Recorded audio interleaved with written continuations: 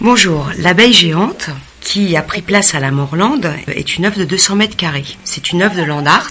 Le mot land art désigne en anglais le paysage ou le pays, mais c'est aussi la terre, le sol. Il peut aussi se traduire par atterrir, débarquer quelque part. D'où cette abeille géante qui a débarqué à la Morlande. Les artistes n'ont jamais eu de cesse d'arpenter, de s'inspirer, de refléter ou encore de transformer la nature, au sens large du paysage, à la terre. Aujourd'hui, il s'agit impérativement de la respecter, cette nature, de prendre conscience de la fragilité de nos écosystèmes. L'abeille géante est une tentative de réponse à nos préoccupations. Elle a été réalisée de façon collaborative, à la fois avec les enfants de la ferme Rousseau et l'équipe de professionnels. La ferme Rousseau est un lieu de vie. Y ont participé Noémie, Océane, Alia, Thaïrise.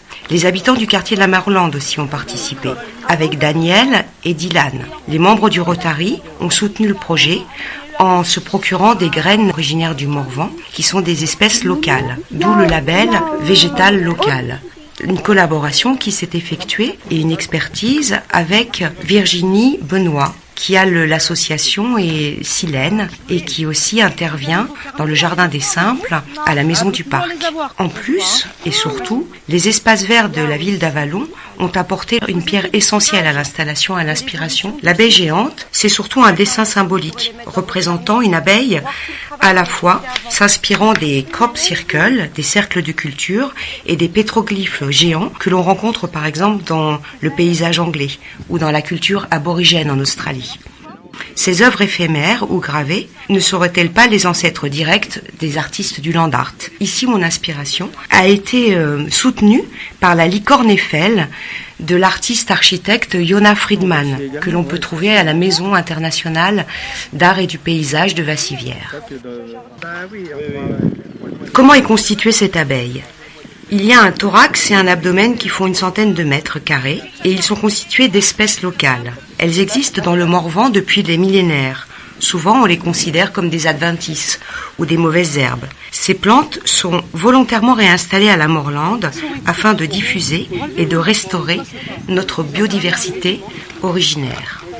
Ces plantes, au plaisir de nous émerveiller, sont des ressources essentielles qui offrent à la fois le gîte et le couvert aux abeilles sauvages et aux autres butineurs et pollinisateurs, les bourdons, les coccinelles.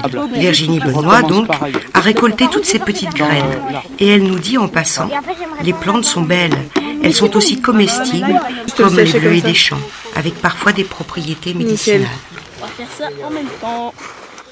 Les ailes de l'abeille sont dessinées avec une machine de traçage telle qu'on les utilise sur les terrains de foot ou dans les stades. La tête sera constituée de sable et les antennes seront dessinées par les enfants sur la route du chemin d'Alger.